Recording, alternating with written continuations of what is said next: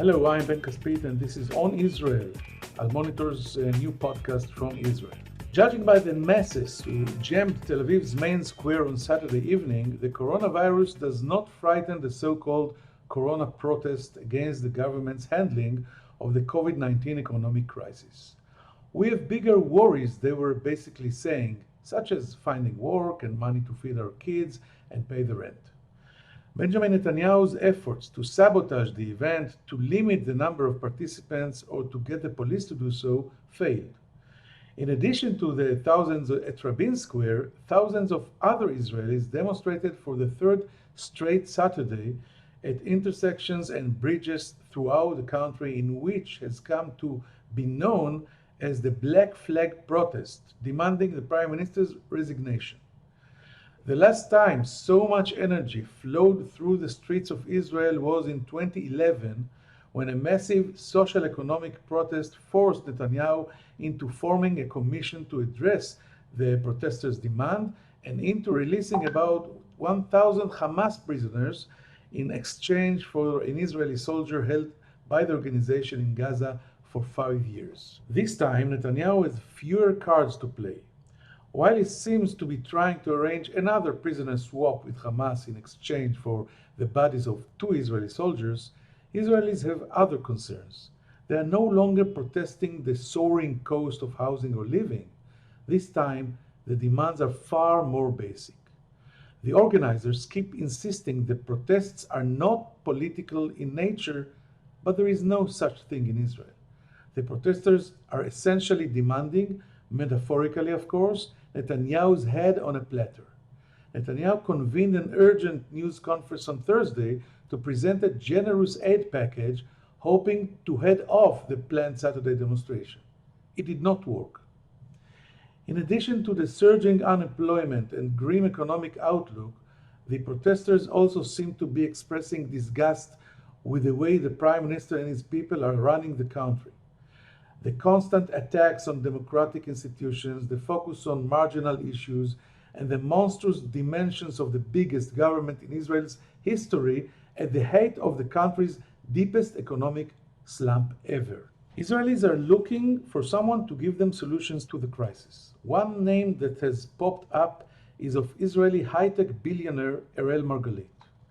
Considered one of Israel's most successful entrepreneurs, Margalit's name has become synonymous with that of the startup nation. The golden boy of Israel's high-tech world, Margalit plunged into the political waters in 2011, joining the Labour Party and getting elected to the Knesset. He had hoped to revitalize the liberal center-left, but after twice failing in his run for the party leadership, Erel took the hint and went back to the business world.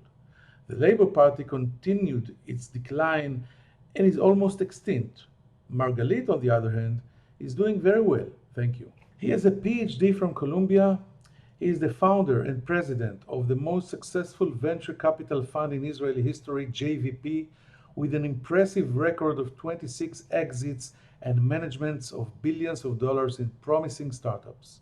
Margalit is also involved in investing in high-tech startups in the geographic periphery in Israel. The political chapter in his life seems over, but he is worried about the developments in his homeland, about the leadership crisis, and now also about the crisis threatening the Jewish state's creative and flourishing economy. We spoke with Dr. Erel Margalit shortly after he arrived for a business trip to New York. We will be back here to listen to what he has to say right after one short commercial break. If you're listening to this podcast, you obviously care about the Middle East, and if you do, you should probably be reading El Monitor. El Monitor is a global newsroom headquartered in Washington, D.C., with a network of over 160 contributors around the world. El Monitor offers first-class reporting and analysis from a range of perspectives and an approach that represents the highest journalistic standards, as well as an award-winning commitment to press freedom and independence. If you haven't done so already, visit us at elmonitor.com, check out our articles, and sign up for our free newsletters. There's a lot to choose from, including the Week in Review, an essay that offers unusual insights and forecasts into the region based upon Al Monitor's outstanding reporting.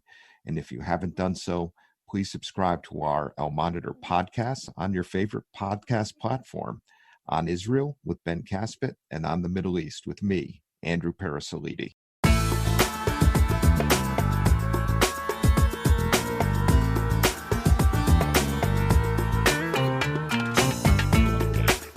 We are proud to say hello to Dr. Erel Margalit in New York. How are you, Erel? I'm doing good. How are you, Ben? We are fine here in Israel. You left us, I think, yesterday, and I wanted to ask you the first question about last night. As you know, there was a massive demonstration in Rabin Square despite the coronavirus.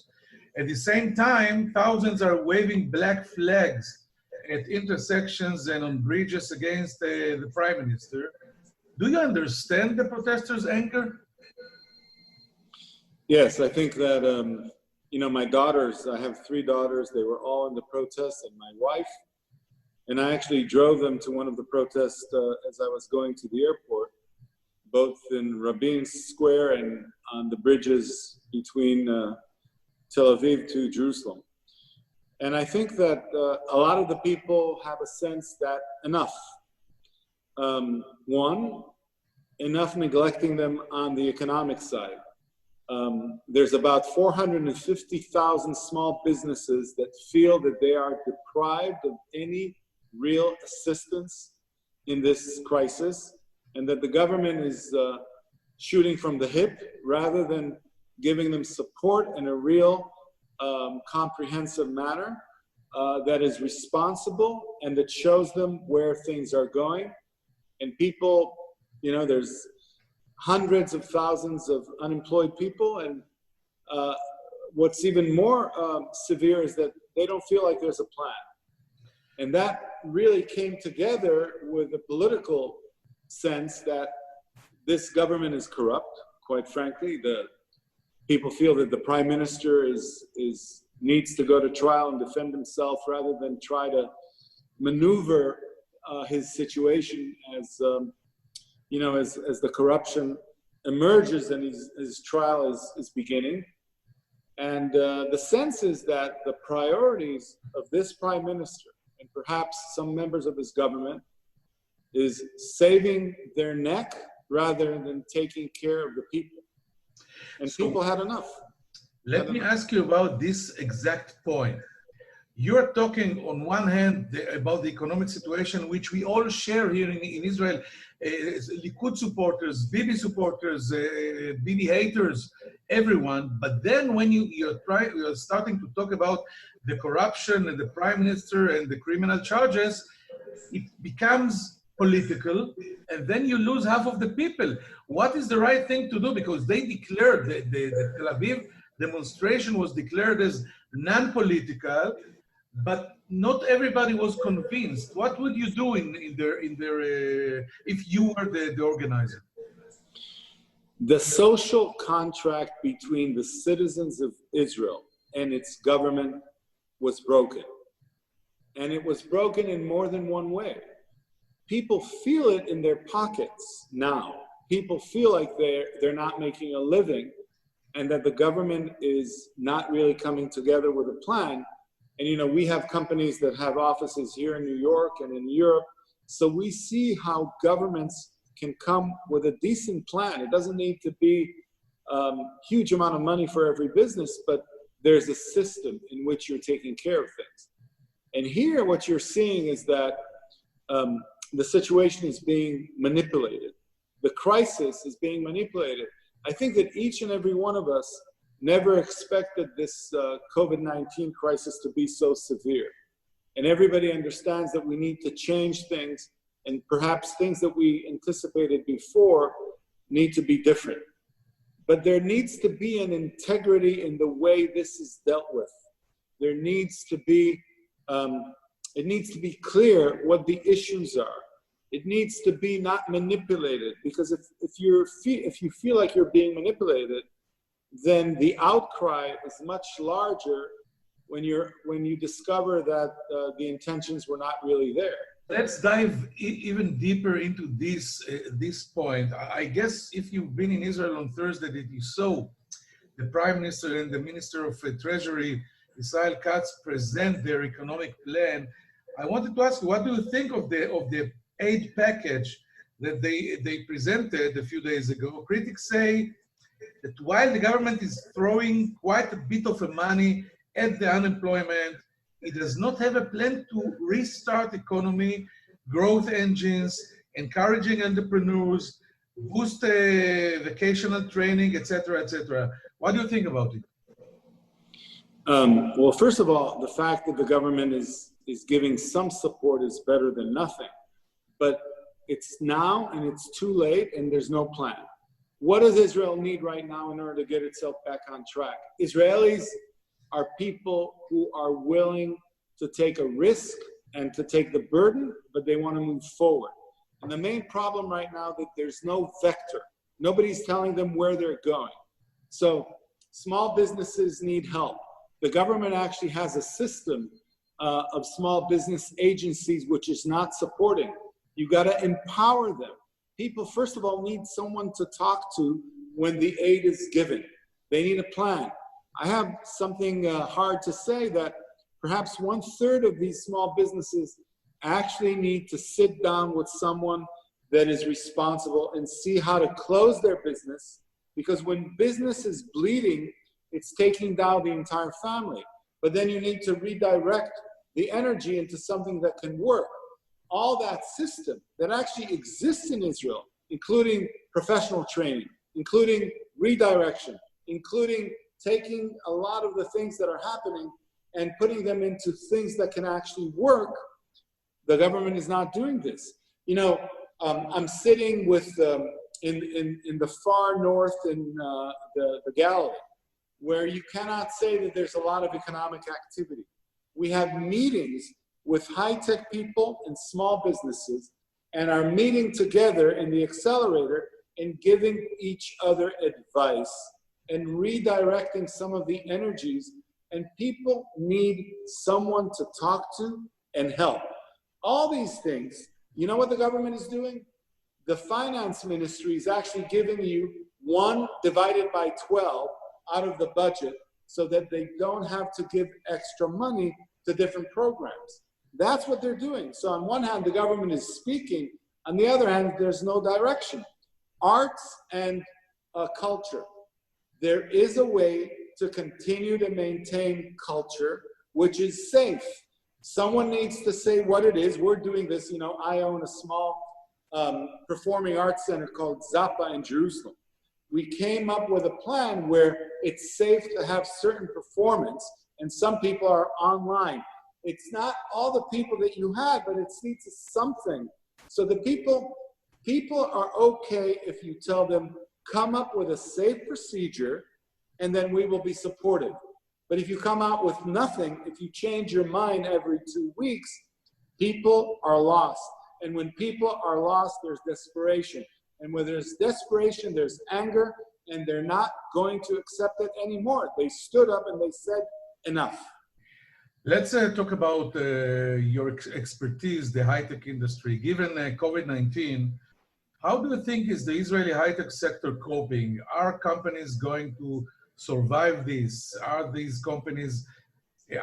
companies that are thriving in this crisis? And how is Israel planning to return to world leadership after the coronavirus will be over?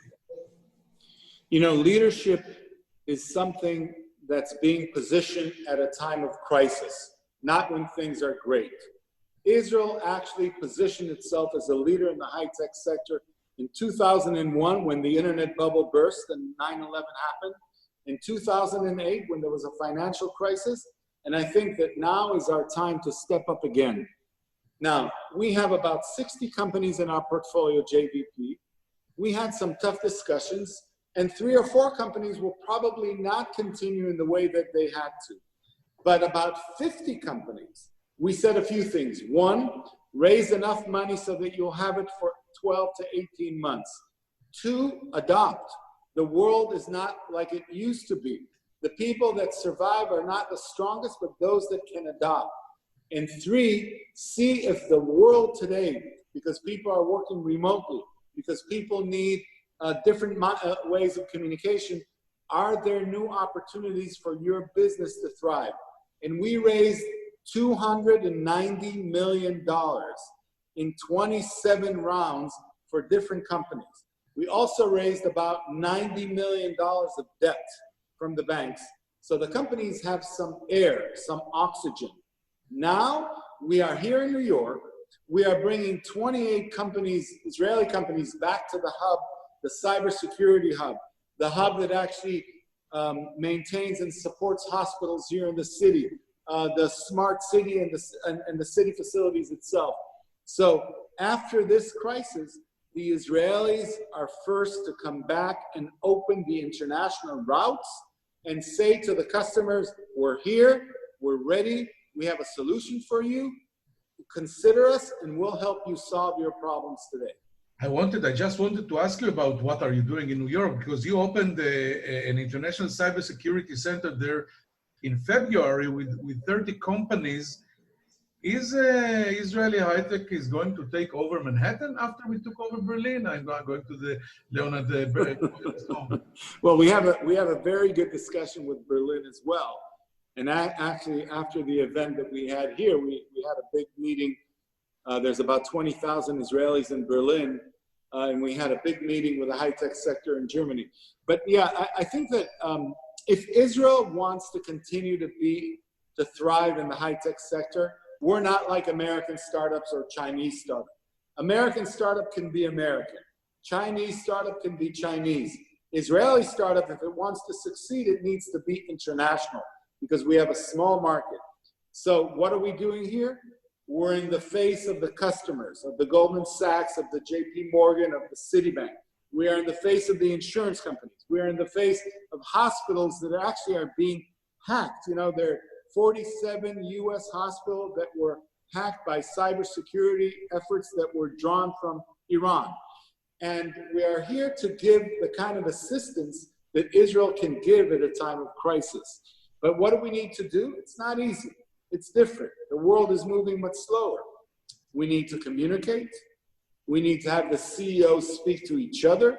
We need to have a connection to our community. So here in Israel, we're working in the Sheba and Kiryat Shmona. Here we're working with Columbia University, with Cornell, with CUNY, with NYU, and we're taking the students and the different efforts that they have, and we're bringing them a destination. And we're saying to New York, you have a chance to go back as an international business leader, but you need Israel to make it work.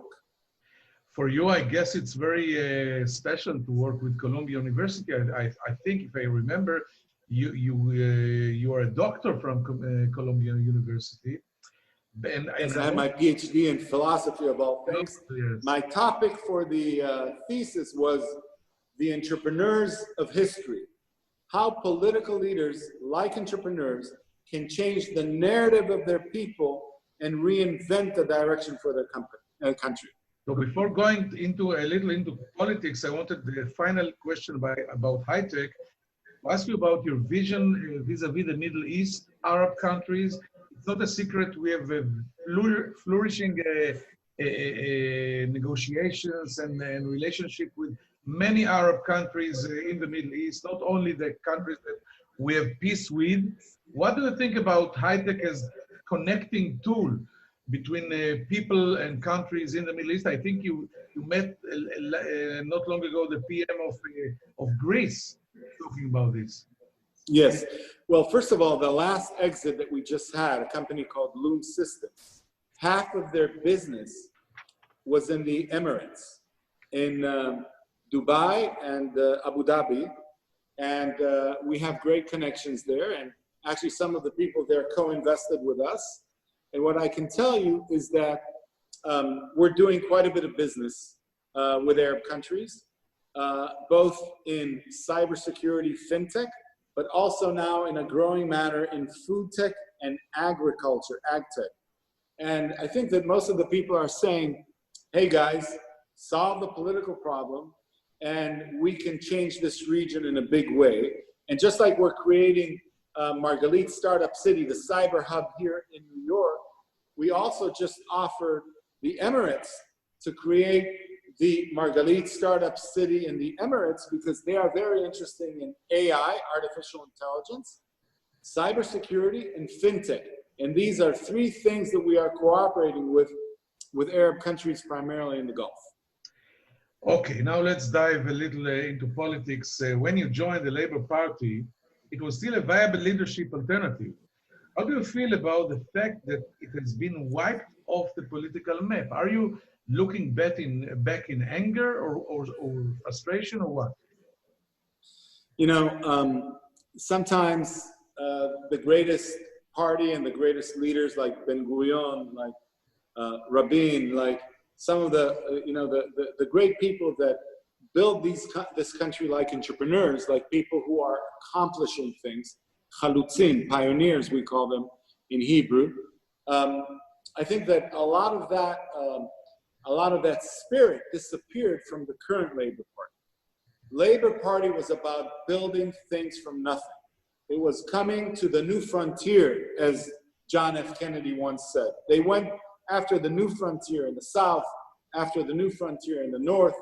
We were just actually in Sde Boker, where Ben Gurion lived and buried, and you saw the modesty of a prime minister that called the people to come and settle in a place which was the desert. And that's the big inspiration that I think Labor gave to many of us. And what do we need today?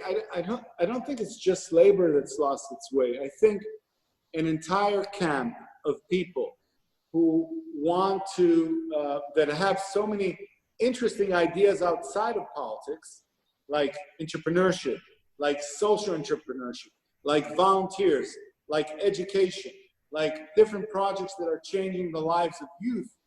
All that has stayed out of politics, and we need to bring it back into politics with new messages and new symbols, and perhaps a new political effort that's going to change, that's going to reinvent the game a little bit, because right now the game and the way it's played is not working for Israel. Israel is getting the most mediocre leadership in politics, where it has such strong leadership in other areas. Politics is the last frontier, which is decaying. But maybe you are the best example of a person, of a guy, so skilled and talented that could not translate his skills and ability from the business and entrepreneurs business into politics. Maybe because, you know, you are a philosopher from Columbia University, and diving into the bloody Israeli political swamp was a little naive from your side. I don't know. I think that being naive and coming with big ideas is part of what I'm proud of, because that naivete, that belief that Israel is going to come with a new chapter, both politically, economically, and socially, is very much what I believe in. I think that what you're seeing today with Netanyahu at the end of his era, you're seeing Israel come to an end of a chapter. It doesn't matter if it's going to take another 6 months or a year, but Israel's coming to an end of a chapter. The chapter that Netanyahu led is a chapter of them versus us. And let's have a clash. It could be ultra-Orthodox and secular. It could be Arabs and Jews. It could be Ashkenazim and Sfaradim. It could be right and left. And I think that right now you see that Israel needs a new chapter. When we're doing a big project in Kiryat Shmona is a town in the north, for those who don't know, which is a down and out town. For the first time, we're working with the kibbutzim, which are 400 yards away from Kiryat Shmona, but they were living in a different world. So when you have food tech or ag tech with the kibbutznikim and Kiryat Shmona in the city with young people that come from both sides of society, swearing to build a new idea and new set of jobs for the Galilee, you're seeing the spirit of what Israel will be in its next chapter. It's a chapter that will connect, not divide. The ultra-Orthodox in Jerusalem are one of the best partners that we have today socially because of the economic cooperation. The Arab community in the Galilee has moved from 600 workers in the high-tech sector 3 years ago to 5,000 in the last 3 years. What are all these people saying? They say, we want to be part of the successful, innovative, open part of Israel. Give us a hand and we'll be your partners. But have the vision include us and not exclude us. But the $64 billion question is, who will be Israel's leader into this chapter? You're talking about the end of the Netanyahu era. I think it's a very long and bloody end. But how do you view Israel's crisis of leadership? The fact that there is no significant alternative to Netanyahu after he managed to dismantle the only one that emerged, the blue and white party. Do you think, by the way, Gantz and Ashkenazi were wrong to join his government? Of course they were wrong because they were leading an alternative. What Israel needs is a new chapter and an alternative. You're seeing the frustration today at the demonstrations, both on the business side and the political side. People don't want their democracy to be torn apart. People don't want the Supreme Court to be challenged by their own leader. People feel that this is enough. The thing that's needed today is an alternative, which is not, how should I put it? The alternative needs to bring a broader vision than what people who are chief of staff, which is very important because security is important. But in addition to security, I think that the next big vision is one which is a civilian vision. It's a vision that talks about the healthcare system. It's a vision that talks about how you connect the North to the big high-tech revolution that Israel has. It's a vision that takes the economic cooperation between Israel, the Palestinians, the Arab countries in the Gulf, and turns it into a vehicle for a political agreement. It's a vision which has the international standing of Israel work for it, not against it like they were going to do with the annexation. It's a vision that treats the other party with respect. And when it wants to have a settlement with the Palestinians as a strong country, it does it with respect. And so annexation is the word for disrespect because you are not my partner. When you do business, the single most important thing that you can do for someone who's weaker than you is give them respect. Recognize them. If you do that, you can reach the world. And that's what Israel needs to do politically as well. And I think it's possible because what we did see in this big debate about the annexation is the right wing in Israel is willing to compromise on big parts of land and take others. That gives me a bridge to move forward. It's amazing that we reached the annexation problem only 2 weeks after the annexation, famous historical deadline, only in the last question and in your initiative, because I wouldn't even ask about it after this fiasco. But anyway, it was fascinating. Thank you very much, former Knesset member, Dr. Erel Margalit, for this fascinating conversation. We will be back with some final thoughts and comments after this short break. Again, thank you, Erel. Shalom and stay healthy. Shalom uvracha. Thank you so much, and we'll talk to you soon. If you are listening to this podcast, you obviously care about the Middle East, and if you do, you should probably be reading El Monitor. El Monitor is a global newsroom headquartered in Washington, D.C., with a network of over 160 contributors around the world. El Monitor offers first-class reporting and analysis from a range of perspectives and an approach that represents the highest journalistic standards, as well as an award-winning commitment to press freedom and independence. If you haven't done so already, visit us at elmonitor.com, check out our articles, and sign up for our free newsletters. There's a lot to choose from, including the Week in Review, an essay that offers unusual insights and forecasts into the region based upon El Monitor's outstanding reporting. And if you haven't done so, please subscribe to our El Monitor podcast on your favorite podcast platform, on Israel with Ben Caspit, and on the Middle East with me, Andrew Parasolidi.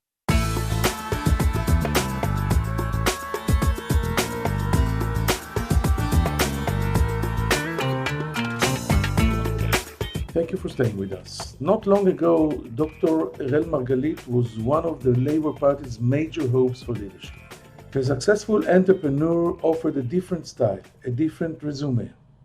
The brilliant high-tech leader assumed that the Israeli society is mature enough to digest a leader without military background, but with an impressive business portfolio instead. He was wrong or came too early. In the conversation, we heard a sharp and focused critique of the government's policy vis-à-vis the coronavirus that believes Israel is in the end of the Netanyahu era. When exactly will this end arrive, and who can be the next leader of Israel? These questions remained unanswered. Hope you enjoyed it. We will meet you here next Monday in On Israel in Al Monitor. Take care.